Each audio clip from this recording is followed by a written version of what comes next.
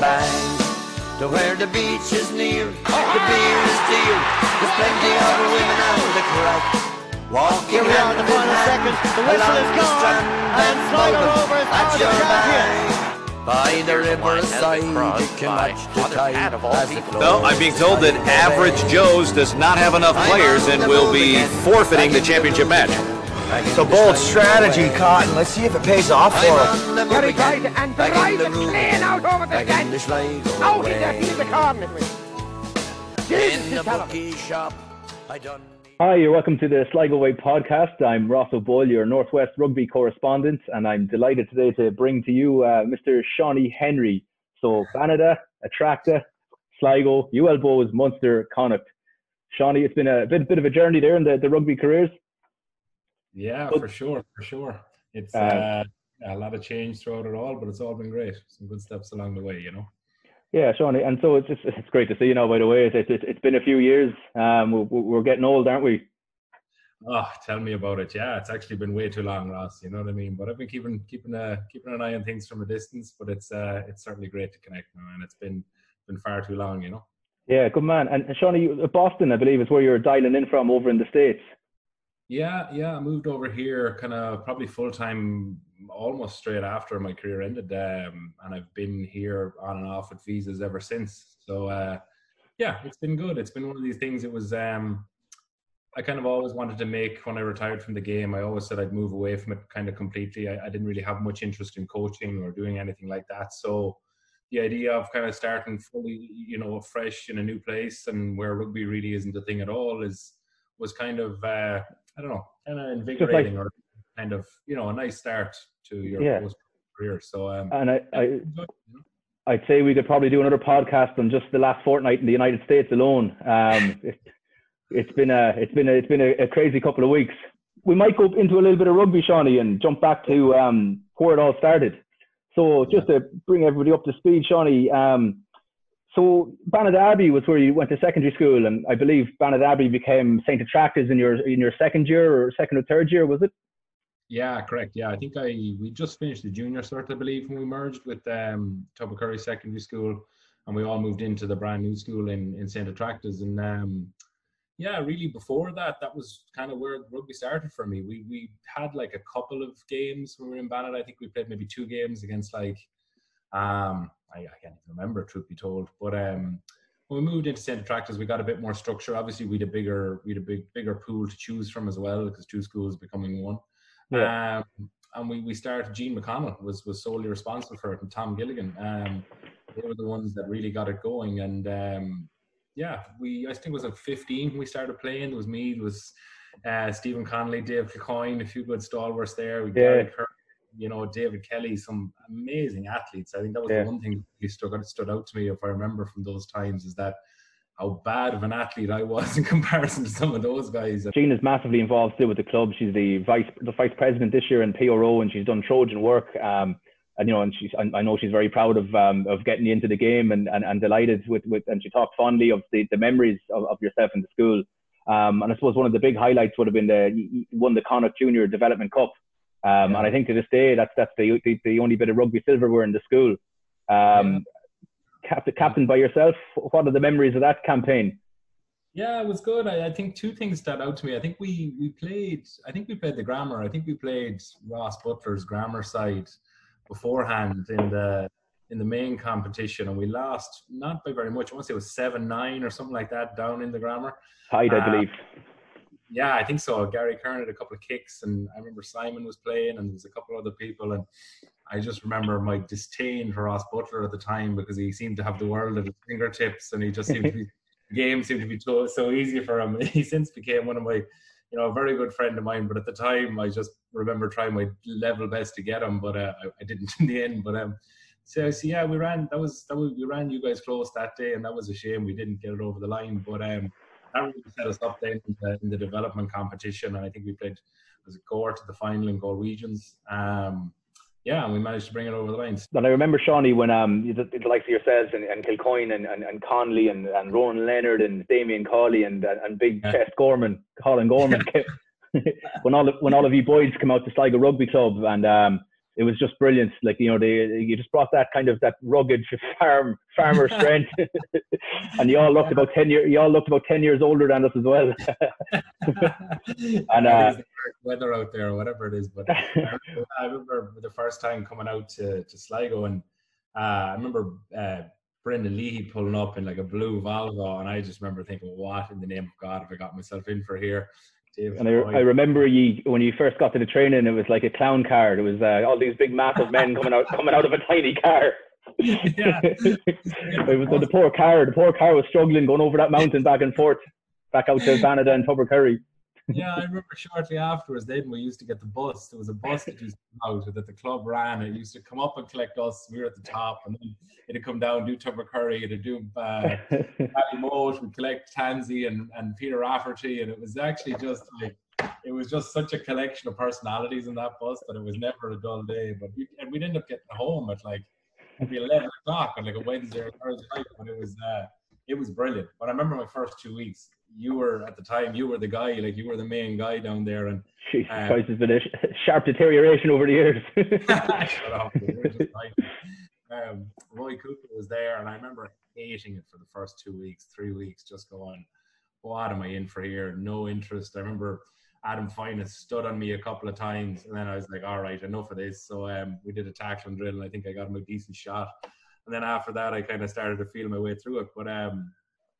Yeah, I think that was the next step in it, right? Where we started to get involved with the club, and just a great, again, like just as a rugby club, like Sligo has just always had such amazing people in it. I think when at the time, you don't probably realize it because it was just all right? But yeah, and I was lucky. I went on to another great club in UL Bows, but even still, like the people in Sligo are second to none. Like the Joe Walshes, the Brendan Leahys, like Gene, all these great people that like. Without them, around at the time, God only knows where we'd all be. And it's good to say, like, a lot of those names are still coaching. Joe Walsh is still coaching the underage. Gene is highly involved. Brendan Leahy now will be more used to the bar stool than he would be on the training pitch at the moment in the club. But he's still there to give you a nice bit of criticism, constructive after your matches, and give you a punch in the stomach after games when he sees you. But there's a good community there, and just to kind of. It was brilliant getting you boys to come out to the club those years, and we had such friendships, great friendships to this day still. And back to the under 18s, we obviously had quite a little bit of success in those years as well. Really, you boys were the cornerstone of that team as well, coming through. And it was a mix of a great couple of years, and it was great characters and personalities in that squad. And yeah, for sure, it was actually. It's funny, you look back on it, and like when you think about my career, I think about my career, obviously. Was lucky to play. I didn't have 100 tests, cap career anthem, but got a few games at the professional level or whatever. But those years down there and some of my early years in UL Bows, like they're some of the most enjoyable of my whole career. And I mean that because you didn't have the pressures of the contracts, or you didn't have the pressures of injuries, or you didn't have any of that stress. You were just playing it because you had a great couple of coaches, you had great friends around you, and it was just a joy. And I really liked the style of rugby we played. We played that super physical, confrontational style, and it suited the people we had involved at the time. Yeah. We had, the spark from Ross or Simon or whoever the case may be. I think Cahill was coming through then. As well. So it was, that was honestly some of the best days and nights, truth be told, of my rugby career. I remember I was just trying to go down the memory lane to see what times. I remember we went over to Newcastle for a trip with the Connacht schools, and it was a good trip. Now I think you were a bit under the weather for a pool recovery session the next morning at one stage. For sure, yeah, for sure. That was the start of it. Again, being that little bit younger, I was trying to probably keep up, and I definitely didn't do a good job. Look, there was great memories, and so talk me through UL. That would have been a nice change. Obviously you said the culture was similar in Sligo and the spirit of some degree, but just tell us a little bit more about the UL days and some of the fellas that were on your team back then. Yeah, I think we were lucky. I came in with a class that was just at that time the UL Bows Academy. We probably didn't realize it, but it was a really high functioning academy. Like that guy Mike Juice, and then Ian Costello took over it as well, who now is with Wasps, I believe. We probably didn't realize how good the standard of training was, but it was awesome. So we would train before college in the morning at 6:30. We'd do weights, and then we'd have a pitch session or a skill session most afternoons. So you were training twice a day pretty much all the time, and we loved it because we were just there with our friends. We were living on campus. Probably wasn't the traditional college experience compared to some people, but loved it. And we would stay back for our, Christmas holidays or our summers. We would still spend down there. And then out of that, just so many professionals came out of it. There was myself, there was Carl Sheridan, there was Dave Ficoyne, Tommy O'Donnell, Dave Foley. I'm probably forgetting it. Was JJ Hanrahan? Was he there? JJ Hanrahan was another one. There was so many. And what division of the AAL were you playing then, or did you have any titles or cups there? Or well, that's probably one of the bad things, is that we never really made hay with it. We would have been Division 1 at the time. We were trying to, I think probably the inconsistency of us being released was definitely something. Some it'd be, all of us, some days it'd be none of us, some days it'd be two of us. And you see, you're kind of jumping in and out of when, you were selected or not, the case may be. So, but it's a great club. It really is a great club. It's still very, very friendly with so many people down there. And it definitely, that was the springboard, no question about it, that really kicked me on a level, you know what I mean, in terms of physically my development, getting fitter and getting stronger and really understanding it, And when did the opportunity come about for the to go into the Munster Academy? It kind of was always when we won our first All Ireland, I think, with the under-20s with UL Bows. We had a strong team that year, and a good few of us got taken in at that time. There was myself, Patrick O'Regan, Dave Ficoyne. There was a lot of us, Kieran Essex, Tommy. We all kind of got brought in after that. I think, it was kind of a good, successful team. Or at least even into the sub academy. I think I spent a year in the sub academy, if not two, and then into the full academy. And then once you're in the academy, it's just a case of, I think I was in my last year of college, and I said, look, I have nothing to lose here. Let's absolutely go ham for it. And I managed to snag my first contract. I think after there was about 4 hookers were injured at one point. I got on the bench against Glasgow and managed to do okay. And then after that, I think I got my development contract that year. So good man. And who was it? Was Jerry Flannery would have been there? What was the competition like when you were breaking in? Yeah, it was huge. It was massive, and it was probably something, to be honest with you, I probably underestimated a little bit in my first couple of years of my career. I probably didn't pay enough attention to it, in that, I think it was the year they had 9 Lions. That year where Munster had just a spate of talented Lions, and they were doing great. So you had all the stalwart names, at hooker it was Jerry Flannery and Damien Barley and Mike Sherry and myself were there, and we were kind of etching it out.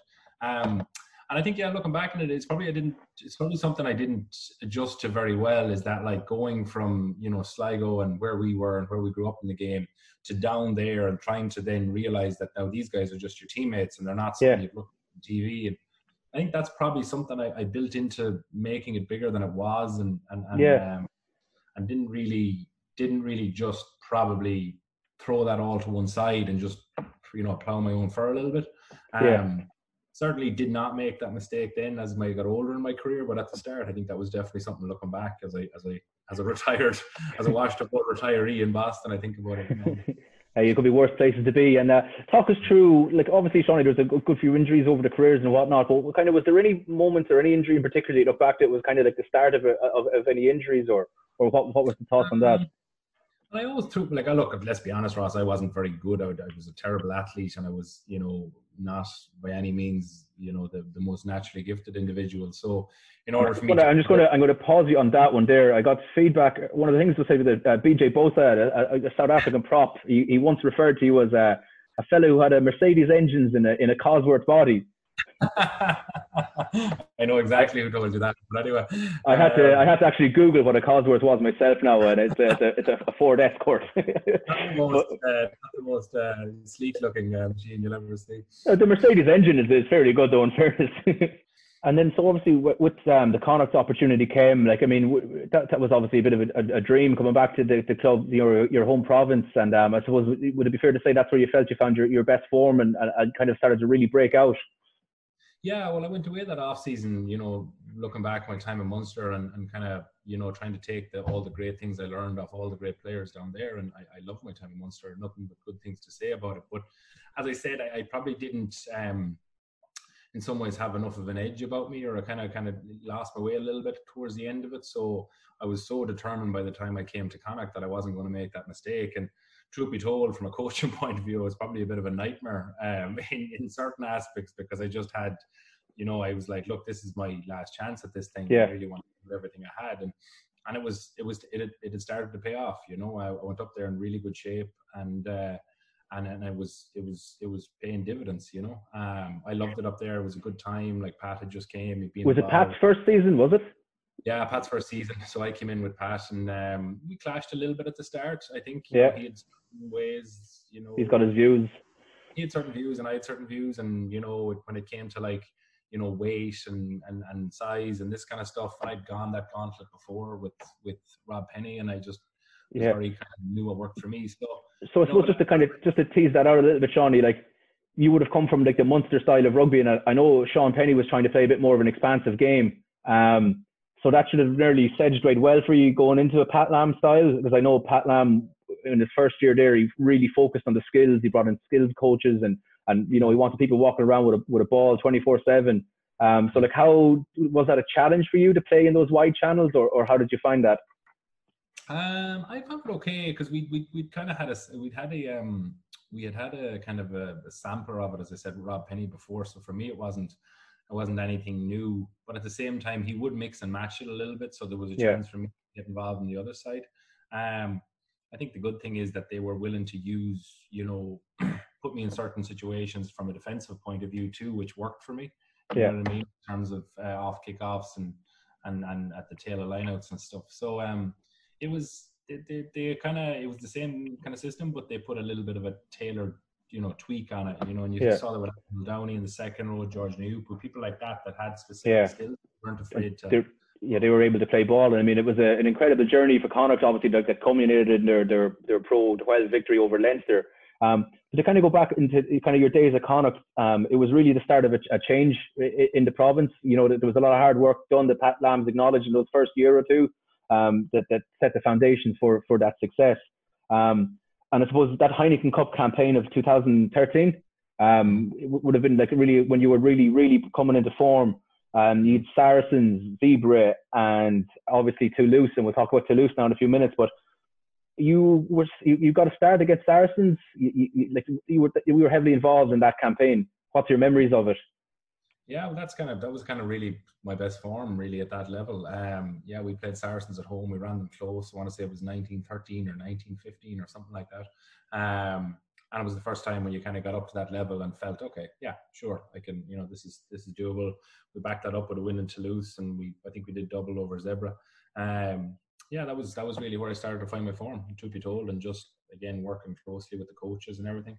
I think one thing too that is not underestimated is the job that Willie Ruan has done. Yeah, absolutely. The CEO, he's really done an excellent job behind the scenes too, and it really all flows as one. You can't have great on the field and behind the field. If you just look at the product throughout, both on and off the pitch right now, from where it was, it's unrecognizable. So it's an important thing to kind of log, I think, And a lovely brand of rugby being played too. So I suppose when you break into that team, it was the likes of Robbie Henshaw, Kieran Marmion. They were quite young back then, but I mean, could you tell there was something a bit special about them back then? Oh yeah, no question. I think when you think about them both, definitely with Marmion, like his mentality stands out. He's quite a quiet guy, but then you get him on the pitch and he's as hard as they come. You know what I mean? Yeah. He's so wild. And then I think with Robbie, one thing I didn't realize, I'd obviously seen him play, but I didn't realize his combination of just his size and his speed and his footwork. You know what I mean? You're looking at him and you're kind of going, Jesus, he's much bigger up close than you'd think he is. Then also, again, quiet kind of guy, and then you get him on the field and he's barking around. So it was pretty obvious that those guys were definitely playing at a very high level when you arrived. And there was a nice mix as well. When you got there, first of all, Nathan White and Craig Clark, two highly experienced fellas. Craig Clark, captain of the Chiefs, won a Super Rugby title. Nathan White had just pushed into the Irish squad. He was a Kiwi, obviously naturalised with Connacht, and he went on and he was quite a favourite of Smith at the time as well. Them lads must have gave you some good experiences as well, working alongside them. Yeah, totally. Yeah, we did a great little click going there between Brett Wilkins and myself and Nathan White, and also like, you know, the likes of Jay Harris White and that, like we'd a really tight group. And yeah, Craig Clark, I think it's just such a shame we didn't get to play more together, because he was already 6'7" or whatever he was, but he was long 6'7", so he would have thrown a few darts to him nicely, yeah. Dream Dakota. But yeah, those two guys were great, and they just brought a nice, you know, they brought a nice balance to the squad. But as a squad in general, we were very close. You know, you had Andrew Brown, you had Willie Falloon, you had all these great guys that we you know, and we just spent a ton of time, you know, together when we weren't even playing. We'd go play cards or do whatever during the day. So it was a pretty tight-knit unit, and it wasn't surprising that they went on to have, you know, success in the following year. And I suppose to look back in the Connacht time, so what would have been your fondest memories? Which matches stand out to you? Definitely the Saracens. Even though we lost, the Saracens game at home was definitely the one where it kind of felt, you know, like we could do a bit of damage here. Toulouse away, I'd love to say it, but to be honest, I don't really remember a lot of it. I decided to try and take Guthrie Steenkamp one-on-one, you know, off the first kickoff, and was kind of out of position, and he ran straight over the top of me. So I played, and there's some massive names that Toulouse team, like Guy Noves obviously is an absolute legend of French rugby. Picamolds, like, you know, Dusatoir, it was in the French captain at the time as well. Jose Guerre, like, I mean, it was an absolute, you know, Real Madrid of rugby teams at the time as well. I think they hadn't lost a game in 5 years in the Heineken Cup at home when you went there and put that result up on them. Yeah, for sure. And I think our game plan was spot on, though. Pat had quite a unique game plan going into that really one that I hadn't really considered much of before or seen many people try and implement, and it worked a treat. And I think we kind of got off to a good start, and our basics were really good, our fundamentals were good, and you do those things away from home, you always have a shot. So I think they probably underestimated us, truth be told. So I think we managed to take advantage of that. But yeah, it was they were probably obviously the big ones. You know what I mean? Those ones were pretty good. And I mean, just when I was doing a little bit of prep there, I found an article, an interview from yourself, I think when you're about 20 years old, when you were in the Munster Academy, and I think you just got your first game, your debut with Glasgow. And, you know, it seemed, what struck me there was that you kind of knew from early doors where you wanted to go with your non-rugby afterwards. I mean, you were in your engineering and construction, but it seemed to be that this, you know, your person that you'd like to sit around the table with, Barack Obama, you know, favorite sport, AFL, you know, or NFL. And, you know, it really did seem that, you know, rugby was your career, but you already had your plans for outside of rugby. Yeah, I think, well, for me, it was like, I always kind of kept one eye on it, because, you know, unless you're an absolute surefire lock or somebody with such immense talent that, you know, you're going to get, you know, barring injury, you know, 15 years at the very top of this game, I think you have to kind of keep some sort of an eye on it. And look, I've always had interests outside of the game. You know, I think for me, it worked well to have it. I was lucky too. I had a good agent, and I had, you know, towards the end of my career, a guy called Donald Foley got involved with me, and he certainly was the one that made the transition the easiest for me. Okay. You know, because he came and he helped me massively, just in terms of trying to, you know, see the wood from the trees a little bit when you retire. Because mine was pretty easy, because my knee injury was quite bad, so I kind of knew, you know, early doors that it wasn't going to happen for me. After just kind of just to talk us through the match that happened, or was it like innocuous, or talk us through it a little bit? Yeah, so as I said, I just came back from my neck injury. I think I was playing my second game. Was feeling great. It started to kind of find my form a little bit after a couple of appearances off the bench. We were playing Edinburgh away. I came on just after half time, and was going great. Felt like I was back in it. I was back to normal. I was really feeling good. And we had a scrum on our own line in like the 76th minute, and I hooked the ball, and it bounced off our second row's foot and came underneath our tight head. And I foolishly tried to put my leg across towards underneath our tight head and get it back, and you weren't doing your yoga at that time. No, absolutely not. And it got stuck in the turf, in the grass, and the scrum collapsed on the right hand side, and the whole right hand side of the scrum went down the top of it. So it was pretty. But to be honest with you, as annoying as, you know, as heartbreaking as it was at the time, and going through that whole process, it was actually easier in some ways from talking to other people that have retired, because it was a definitive point. Yeah. I rehabbed as hard as I could. I left nothing on the table. I had 3 operations on it. You know, did everything I could, and then it just came to a point where it wasn't happening. So that makes it easier. It made it easier for me personally, because it was like, okay, that's it. It's done. It was one thing, and you know that happened. And as frustrating as it was timing wise, when things had just started to get going, it kind of did make it easier in some ways to just move on and go do something else. So yeah. And Seany, having gone through it, and you know the career, like we've a lot of young talent now coming through the club. Thankfully, we've you know Donnacha Byrne in the Connacht Academy now, and he's going really well. You know, what advice would you have now, kind of sitting back now with this experience, for any fellas, you know, pushing on to try and become a pro? Any nuggets of wisdom for them?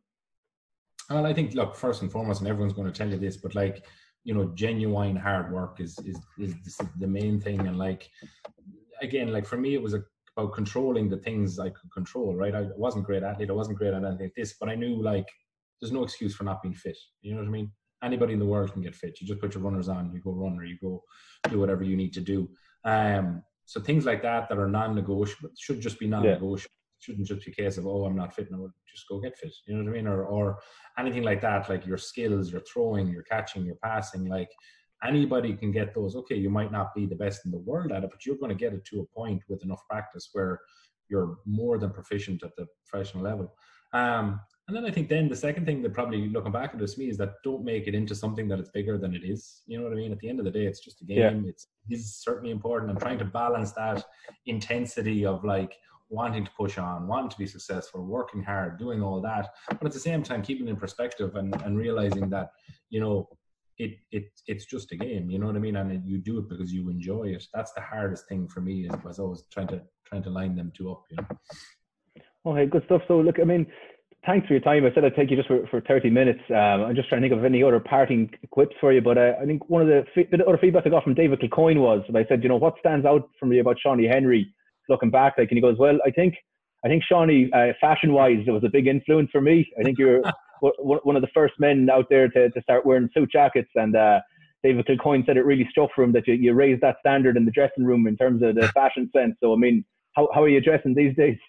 Not too bad. Suit jackets are still pretty prevalent, truth be told. I think the early suit jacket days was to probably try and hide the bit of excess timber I was carrying. Probably a fair description. But no, they're still there. I haven't gone full American style just yet. Still keeping with the old, the old bootcut jeans and the shoes. And I tell you, I do look at your Instagram from time to time, and you have some fantastic sights and sceneries and matches you're getting to, and you know, what's the future hold? Is the States home for now, or will there be any plans to move home? I don't know, truth be told. I honestly don't know the answer to it. Think about it every now and then. I think, you know, career-wise, it's been really, this country's been really good to me since I retired, and I think the opportunities here are amazing, and you know, I'm very lucky. I really enjoy the career I'm in right now, and I really enjoy, you know, my job and everything else. So I do think someday there might be the ability to go between both, and I think that's probably what I'd look to do. But right now it's just about keeping focused on what I'm kind of at the meantime, and seeing how that all unfolds over the next while. But it would be nice to be able to have an excuse to spend more time at home. You know, because good stuff. And I suppose you're checking in at home, seeing how the crew are there around the Howleys area, how they're keeping. Yeah, exactly. Absolutely. Yeah, it's been a while actually since I've been back in Howleys, but I tell you, I wouldn't mind going back in for a... We always tried it since our under 18 days. It wasn't any earlier than that. We always used to like stopping in Howleys on the way home, and that's a great tradition that our supporters have kept up, and we try to pop in there as much as possible. And I suppose you always support the local football team raffles out in your area, do you? Yeah, absolutely. I think Tom would always definitely be delighted to see you coming in. I know he always speaks highly of you. He always lets me know every time I come in. So yeah, I'm sure he's appreciative of it. Anyway, Seany, listen, look, it's been fantastic to catch up with you. We'll chat a little bit more offline after this, but thanks a million for your time, and all the best. Okay. Thanks, Ross. Thank you, Seany. Okay, good man. I'm going back to where the beach is near, the beer is dear, there's plenty of women on the crack. Walking Here we are in the final second. The whistle is gone, and Sligo Rovers are the champions. By the riverside, it can match the tide as it flows. No, I'm being told that Average Joe's does not have enough players and will be forfeiting the championship match. It's a bold strategy, Cotton. Let's see if it pays off for him. Here he goes, and drives it clean out over the fence. Out in there, he's the corner. Jesus, in the bookie shop, I done.